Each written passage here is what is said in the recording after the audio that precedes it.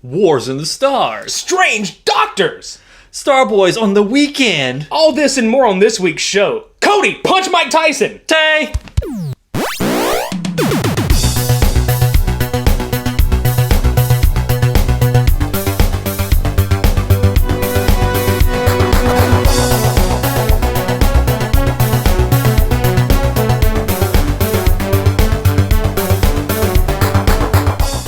Everybody, I'm Midnight Agent Raw. And I'm Okami. I'm still dancing. That's right, you're still dancing. And this is the inaugural episode of the first Super Media Brothers podcast. Yay! Welcome. Welcome. Both of you. Yes, both of you. the two of you that transferred over. That's right.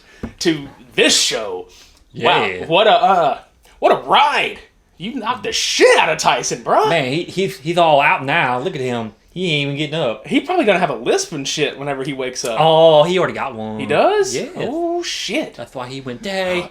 Oh, shit. I wonder if he's gonna have to get a tattoo to cover that scar up. Probably. Yeah, you know it. You got a mean right hook. Old ninja. Oh, shit. You got a I mean came in right with that karate chop. Whoop-ha! Bruce Lee ain't got nothing on me. You know what Bruce Lee's favorite drink is? Wata! Wata! Yeah. Sound like what's that robot from Futurama? Mickey Mouse? No, it was that robot. You don't remember that? Dude, it's been forever. Roberto. He always practices my stabbing. It just sounds like wild Mickey Mouse. I'm gonna stab you.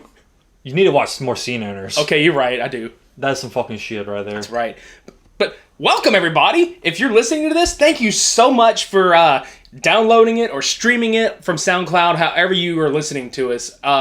If you're listening to this in the future and it's coming from iTunes, thank you. And subscribe, rate, and review. Fuck yeah. We are the Super Media Brothers. Hi. Hi. How are you?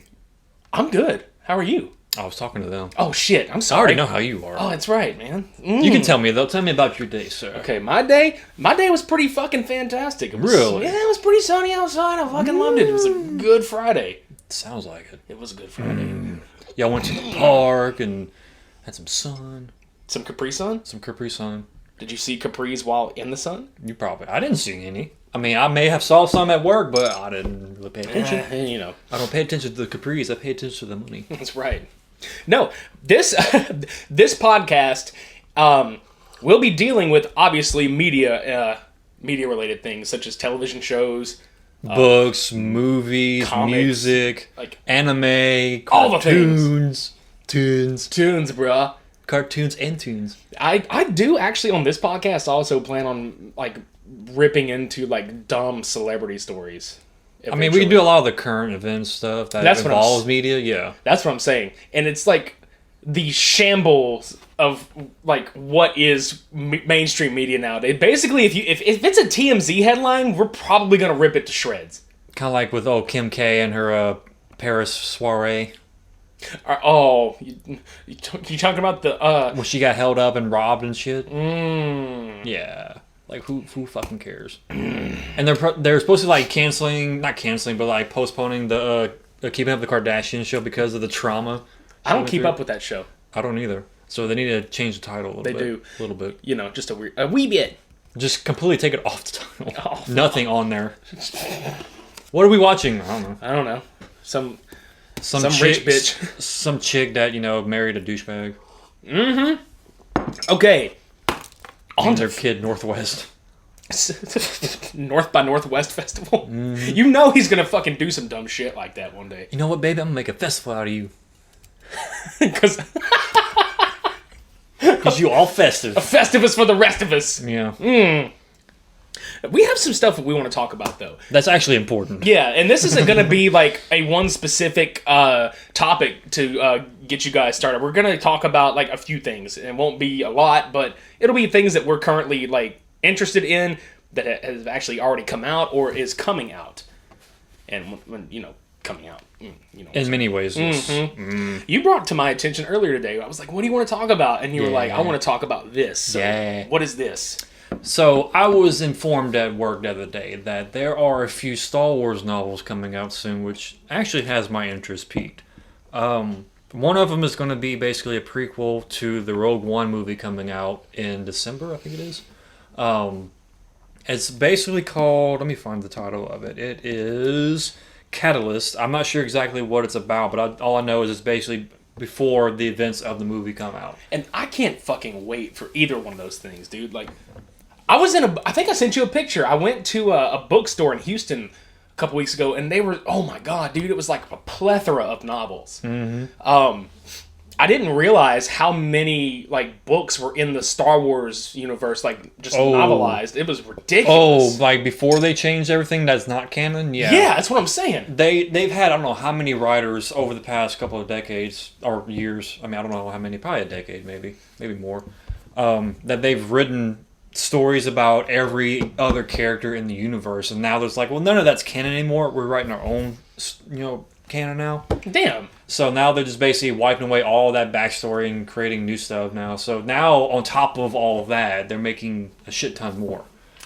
Well, what was your favorite read of all the books that you've come across? Really, the only book that I really took interest in the most was the Old Republic Revan story. It was a short read, but it was giving you a glimpse between the first KOTOR and the second KOTOR of what happened, like a little bit here and there. It was basically telling about how Revan handled everything after the first game, and there was a side story going along with it with a Sith Lord that was trying to do his own little, quest line or whatever you want to call it as well. Eventually, they met up, and then shit happened, but I'm not going to spoil anything about that because you people really need to read up on your Old Republic stuff, if anything. You know what would be really funny? If in Rogue One, Darth Vader was all like, they met up and some shit happened. Like straight up. Some Sith happened. Some Sith happened. Holy Sith. I don't give a Sith. I don't give a Sith. I'm too pissed to give a Sith. Mm-hmm. But no, leading into Rogue One though, that is a movie I'm really excited about just because, I mean, everybody's already on the hype train for episode 8 and 9, but Disney is all like, we're going to do a fucking Star Wars movie every year. Which I'm not complaining about one bit. Oh, hell fucking no. Especially after our travesty of trio that we had with the prequels. Yeah, I'm expecting a little bit of reimbursement for all that shit. Oh, they're more than making up for it. What I love about the trailers that I've seen so far for Rogue One is that, okay, it's Episode 7 looked really good and polished. I mean, even though JJ shot it on, 16 millimeter and stuff like that, it was really polished looking. What I love about Rogue One, it looks like it's the 70s, like 70s, early 80s, like, color look to it. But Gareth Edwards, the guy directing it, is responsible for the 2014 Godzilla. What I really liked was seeing a grounded perspective of the AT-AT walkers. Yeah, which you didn't really see much of unless you watch more of Episode 5, but it wasn't really that in-depth. Like, you had, like, maybe the side shot and, like, a random, like, pan of the head, but that was about it. Yeah, but I mean... This was like, I'm approaching this thing. And it's imposing as fuck. Yeah, and it turns around and it's like, look at you, little fuckers. Pew! Like, I'm gonna eat you for dinner. I'm gonna step on you like a cockroach that you are. Mm-hmm. But no, like, that's what I loved about it, because... In the original trilogy, you saw it from mostly like the X-Wing's perspectives and things like that. The pilot perspective. Yeah, and it was like, oh, these are big, but it's like, oh, we got the aerial advantage. We're gonna shoot these motherfuckers. These people are on the ground running at these motherfuckers, and they're just like, holy shit.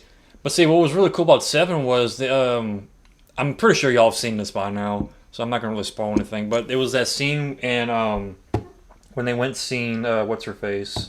I can't remember her name, but anyway, they had that TIE fighter onslaught on the stormtroopers whenever they came and landed. Yes. That perspective of just seeing fast-ass fighters just coming in, just shooting down stormtroopers. Fighters. Ass fighters, yes. Yes. That was beautiful. Like, you didn't see most of the dogfight. It was like all perspective. It was like, okay, there's ground battle happening, there's storyline happening with that, and then there's the aerial fights. But at the same time, you had like, okay, what would happen if they came in and actually shot on the ground? It's like right there. Oh shit, this is like a war zone right now. I actually feel like I'm having PTSD syndrome right now. Did you ever see Children of Men with Clive Owen? Mm-mm. Dude, okay, that movie was actually really fucking good. And the thought I just had is there is a sequence that happens in the movie that is, I think they did it all in one take, and it was like a several minute scene where he's trying to get this girl. The premise of Children of Men is that there are no like newborns happening anymore because like and there's this one female that's pregnant, and these people are trying to get her so they can fucking like use her basically to replenish, like, to repopulate. Yeah. yeah. And Clive Owen is trying to get her out of this fucking nation or whatever, but he's guiding her through this fucking war zone, man. And I mean, he's running with it, man, and fucking mortar rounds are hitting, and it's really like stress inducing. Yeah. That is what I would love to see happen in Rogue One, as far as like that battle kind of thing happening. It'd be great. It'd be a fresh take on the franchise. Definitely. Like, that perspective is enough to actually get me more interested. Like, I know a good story and plot development's actually encouraged, but at the same time, you know, that happened in the original sequel or the prequels or the trilogy. I'm sorry. My words are jumbled. That actually developed more in those three, and you had the random like action scenes, which back in the 70s and 80s, I mean, you really didn't have much to really utilize to give you that good perspective when it comes to the action sequences, but they did a good job regardless.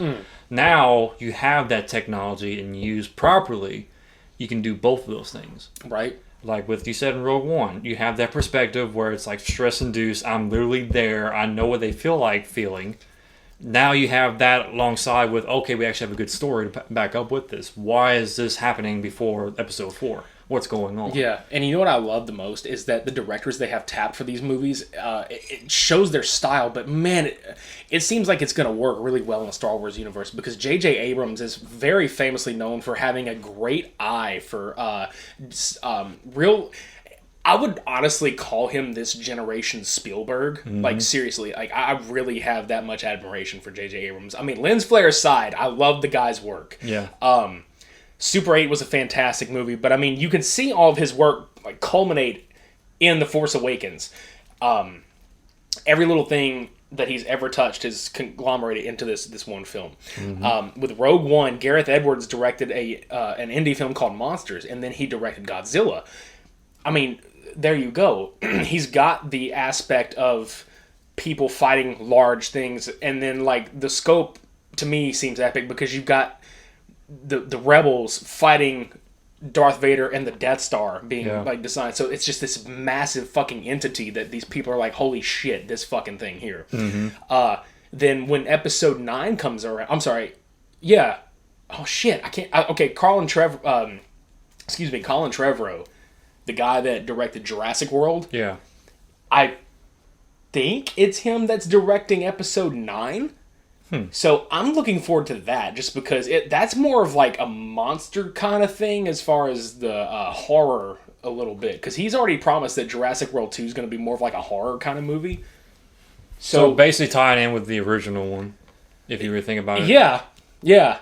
And I feel bad that I can't remember like placing these directors in spots, but I'm really stoked about it. I don't know. I'm a movie buff, so I like following directors' work and seeing like where they're going to go from there. So, man, that's all I got really for Rogue One as far as that. I'm looking forward to seeing Darth Vader on screen again. You know, being in all of his glory. Yes. Oh fuck yeah, dude! And I hope he's a tyrannical son of a bitch. Well, I'm sure he is at this point. Yeah, but I mean, I hope they really open the floodgates, and it's like, because James Earl Jones is old as fuck, and he needs to. You know, he needs to drop more nutsack into that role. But like he needs to come in there like a straight up G. Yeah, but the thing is, I mean, like he's gonna have a gold chain and shit. Yeah, I mean that whole little chest plate that he has going on is gonna be gold and silver instead of the red, blue, and white. DJ Darth Vader, dropping a beat, dropping a beat down. DJ, drop me a beat, drop me a force choke. No, I'm stoked for it. I can't wait for December. That's the movie I'm going to see. That's my big movie, for the year. What I think's gonna be awesome though, that's gonna be a tradition now. Like, cause Aiden's already wanting to see it, and I'm like, fuck yes. Cause he watched The Force Awakens and he was like, this is awesome, and I'm like, I know, son. I know. This is how most of us felt when we saw episode 4. Exactly. But onward from movies. I want to I say onward from movies. I actually want to talk about a little bit about Doctor Strange. In a strange way. Yes. I don't want to say too much just because I've kind of wanted to go into it blindly. I know the character. I mean, I'm not the biggest like nerd when it comes to like Stephen Strange, but I know the basics of, who and what he does. But I'm really excited to see Tilda Swinton in her role. I'm excited to see Benedict Cumberbatch. I think he already looks the part. I think he's going to do a really great job. Marvel has been hitting the nail on the head with casting lately. Definitely. He's already been confirmed to be a part of the Infinity War when it comes out. I'm looking forward to Doctor Strange a lot. It looks very much like Inception in a way. Yeah. I mean, it's all based around the magic area, too. So, I mean, that's going to play a lot with the perception of things and how things come across differently. So, I really do attribute a lot of the characters like Strange and everything, and also some of the Netflix series that I'll get into one of in a minute. I really do attribute a lot of that to the success of Guardians of the Galaxy, because Marvel took a serious gamble taking a pretty much unknown team of characters, misfits, and hurling them out like, oh fuck it, let's get this property and throw it out there. We can make a space adventure. That was like Marvel's like Star Wars movie, pretty much. So, but they casted the right people for that movie and made it even more of a success than it already is. Fuck yeah, they did, man. I will never picture anybody else playing any of those characters. Even Vin Diesel as Groot is fantastic, and Vin Diesel's one of those hit or miss guys. You either like him or you don't. I like Vin Diesel. He's a good voice actor for what he does. Obviously, there's like a few movies that he's really good at, honestly. And it's just because he's typecast mostly. But to be fair, Vin Diesel would have probably been one of the biggest action stars in the 80s. Mm-hmm. But I think it's cool that he is that now. And he's coming back to a lot of the roles. I mean, obviously, probably like for the paycheck because he's getting producer roles on all these, but I mean, he's coming back with a new Triple X film. He's still going to do more Riddick films, which I love the Riddick series. Yeah, I would prefer more Riddick than Triple X, but that's just me. Yeah, I mean, same here, but I like that he's continuing the Fast franchise because, I mean, that honestly is, I don't care if you like it or not, that is a money maker for Universal. I mean, a big-time money boat for them. But no, just back onto it. But Guardians of the Galaxy really opened up the opportunity to explore the cosmic universe in Marvel. And that's where Doctor Strange takes place. Basically. Yeah, and we'll see more of that to come, hopefully. But if y'all want to get like an actual feeling of Doctor Strange, I mean, there's that animated movie that they put on Netflix. I don't even know if it's still on there or not. But that was a good introduction for me into his world and see what it's like to be, Doctor Strange. But isn't it called Doctor Strange the Sorcerer Supreme? Sorcerer Supreme. Okay, yeah. And very well done. I'm not. We actually did an episode on our former podcast that we were co-hosting about how for a Marvel animated film that was very well done. Mm-hmm. But yeah, check it out if you can. It'll give you an insight, and it's not too long. It's about an hour and 10 minutes. Something like that. Yeah, it's good. But like moving forward to where we were talking about how the obscure characters were getting a fair shake, we've seen Daredevil's not obscure, but he got just like perfectly done on Netflix. Jessica Jones was very well done, and Luke Cage. I know you haven't seen it yet, so I'm not going to spoil it. But holy shit, I watched all 13 episodes over the course of 2 days. And let me tell you right fucking now, Mike Coulter, sweet Christmas. That dude is dead on. I mean, we saw him in Jessica Jones as Luke, but like he shines here. Yeah. And the supporting cast shines. This is it's based in Harlem. I mean, dude, it's like neo blaxploitation. I mean, there's 70s sounding like music happening in it. It's There's some detective story happening with the police department, the characters of Diamondback, and like just everybody was just cast perfectly for this, and it sucks. I'm champing at the bit to like want to talk more about it, but fuck, dude, like anybody listening out there that hasn't seen this yet, oh man, do yourself a favor and just watch all of it. Just binge it. Just binge it. What are you waiting for? Just binge it. It's Don't right let your there. flicks be flicks. You've got to chill. You sounded like you were trying to go full Bill Cosby. You've got to chill. You got to chill. Just binge it. Binge it. Just push play. All right. right, Ghost Dad. Shit. Jello. Hello. But yeah, I mean, I'm not spoiling like too much of all of that.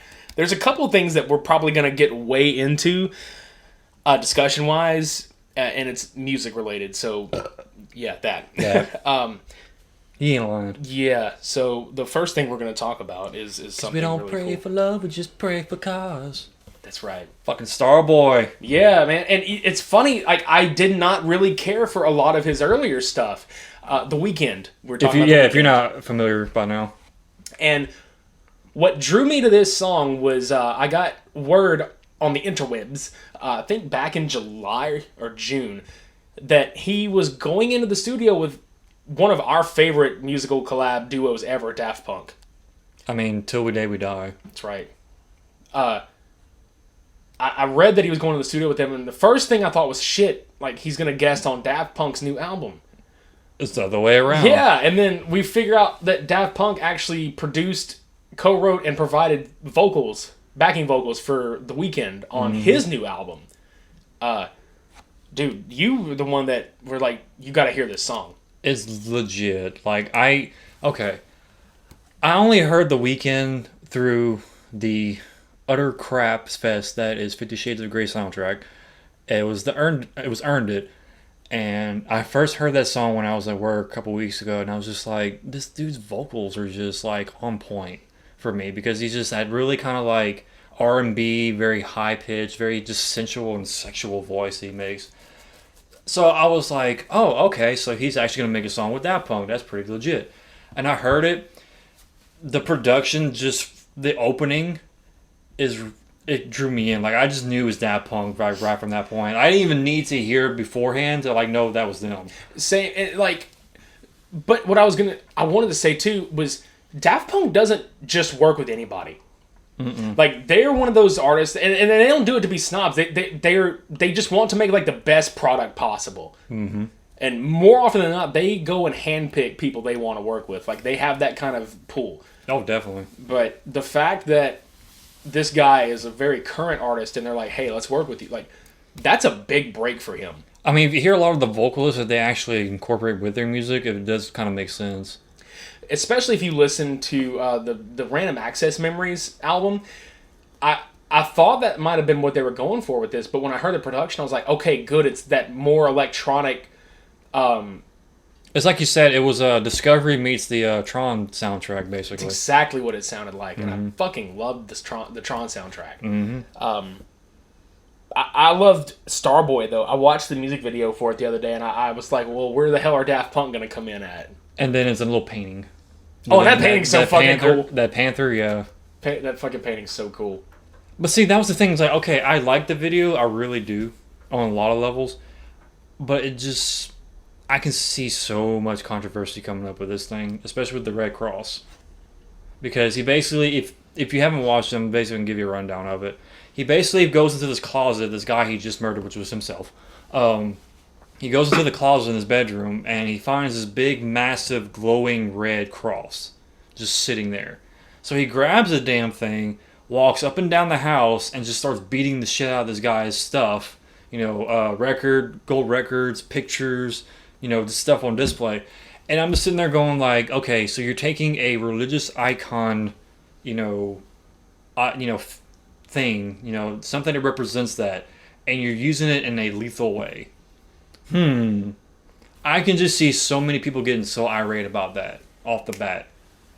So far, I have not seen anything, but at the same time, it's like, it's gonna come. He was just trying to get his inner Kylo Ren out, man. I mean, that thing looked like Kylo Ren's lightsaber. But he had it the wrong way. I'm just saying. It looked like an axe. He had to ask some questions. Yeah, because he's a motherfucking Starboy. Jesus Christ. Yeah. Yep. But yeah, like I said, other than that, I mean, it was pretty cool just to kind of get this weird kind of like assassin, going through R&B kind of feel.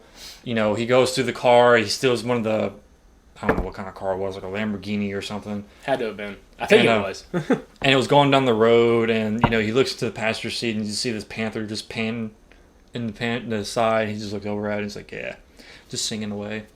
It's like, it's so fucking random, but dude, I love it. I want to drive a car where fucking panther's like head bobbing to some music. Just some Daft Punk. Yeah, he's just like just looking over at you like, and you're just like, yeah, dude. I approve. Yeah, like you understand what it's telling you. It's like, we just went over this. We just stopped. We just stopped for Doritos at the gas station. Oh, fuck. Okay. Why does it sound like he's gargling something? I don't know, dude. I can't fucking panther. I don't know how to panther. I mean, we can ask the Marvel Universe. There's one in there. I know. Ooh, man. Oh shit. Don't even get me started, man. But like the only thing, the only thing I don't really care for about the track was the fact that they kind of Daft Punk kind of limited themselves a little bit, in my opinion. Because normally when I hear an actual track by them, I always imagine like the vocal work, like the tweaking the interlude of just like random robot voices, or just like a kind of like an auto-tune sound to them, which they did in this one. It's not bad because it had like the kind of tweaking of their voice and then of Weeknd's voice, but it was just limited to me. Like I felt like there should have been a little bit more with that versus what I got. Granted, it was still good overall, but that was my only complaint about the song. I think they just wanted to take more of a producing role for that. Because to be fair, they're probably saving a lot of their really good shit for their next album. And in turn, them working with him on this, chances are they're probably going to ask him to come work on their album. Probably. Whenever the fuck that is. Yeah, no shit. Because it was what? It was 2015 when they released Random.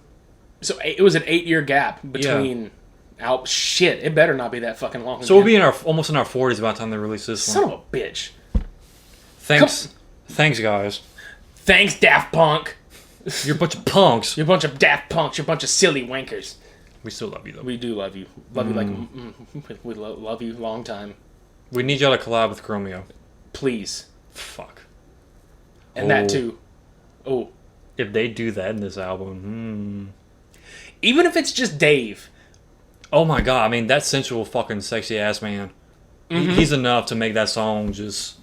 That's what I'm saying. Even if it's just Dave, and they're just like, hey, Dave, come sing. And we're just like, yeah, you sing. Well, I mean, P-Thug can basically do a lot of production work, too. I mean, I'm pretty sure they probably learned stuff from each other, so it'd be like, you know what, we can make this killer-ass fucking track right It's here. never too late to try. Nope. 100%. That's what... That's right.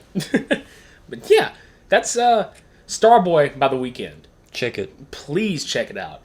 And we're going to move across the range to a completely different style of music. And I'm so fucking happy because, like, I got you to stream this album and you fucking loved it, man. Oh, it definitely. Made me so fucking happy. I was really, at first, very cautious about the...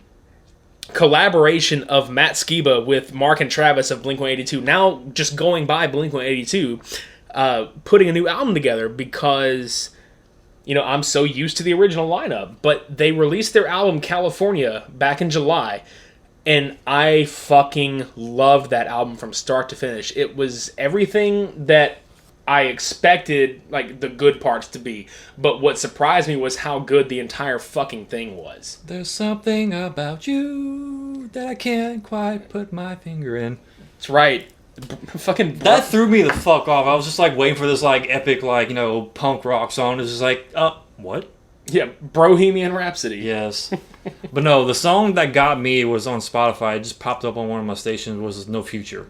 And No Future was almost the first single on that album. It should have been. I mean, that was a good fucking song. In fact, the album was gonna be called No Future. Like the album artwork with the guy and the chick in the car is only like the middle part of that picture. Mm-hmm. Like if you put I have it saved on my phone somewhere, but the whole thing is them in the car.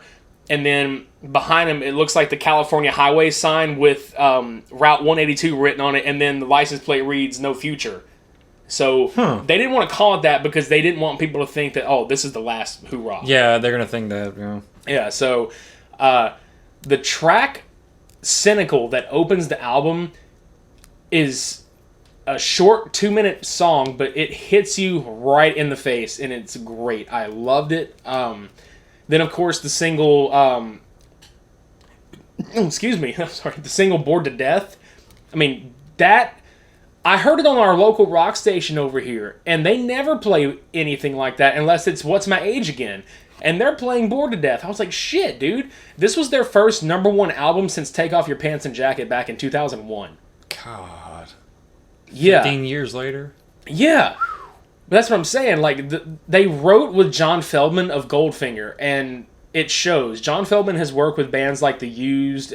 I mean, it was a very well-polished album, very well-done album. The songwriting was phenomenal. Matt Skiba did really well contributing his vocals. My favorite song on the entire album is She's Out of Her Mind.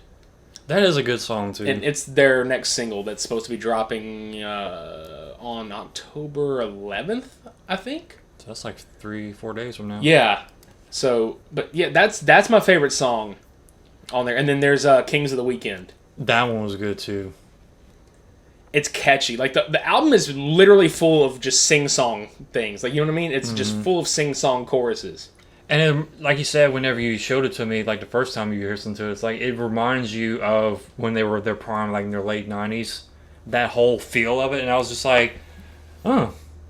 And then I hear it more, and I'm like, oh, this does. Like, I'm just feeling like that vibe that And that energy, huh? Yeah, just that punk rock, that alternative, just like bounce up and down energy, man. It was so fucking on point. It's fun. Yes. It's a really fun album to listen to. Mm-hmm. The song Home's Such a Lonely Place is, to me, one of, like, because Blink, they didn't really become, like, quote-unquote, that ballad kind of band, but they always had, like, a song on most of their albums since Enema of the State where it was like a slower song or a little more serious.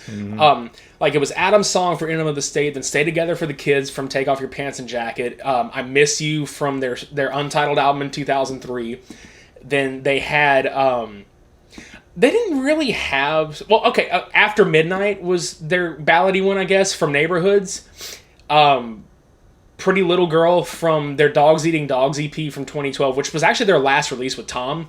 Yeah. This one, they had Home is Such a Lonely Place, which is a very well-written, softer song for them, and I really liked it a lot.